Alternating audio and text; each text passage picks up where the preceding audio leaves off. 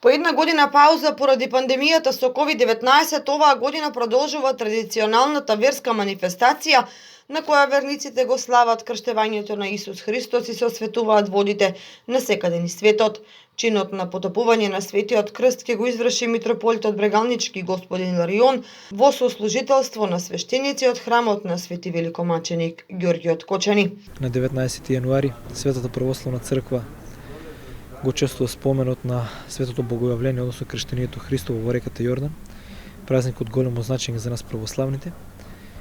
И според традицијата и практиката која што се прави на овој ден, Светиот крст ќе биде потопен во водите на Кочанските реки. Традиционално овој светчин ќе се одржи на мостот кај градскиот парк во Кочани со почеток во 12 часот. Најавено е присуство на неговото високо преосвештенство митрополитот Брегалнички Иларион, кој ќе чиноначалствува со овој чин и ќе го потопи крстот во водите на Кочанската река. Од храмот Свети Великомаченик Ѓорѓе ги известуваат верниците дека тече рокот за пријавување на лица кои што сакаат да скокаат по Светиот крст. Заинтересираните верници може да се пријават во просториите на храмот до утре вторник 18 јануари до 15 часот, а како услови за учество потребно е да бидат полнолетни жители на градот Кочани крстени во православната вера и при тоа да приложат потврда од матичен лекар за нивната здравствена состојба.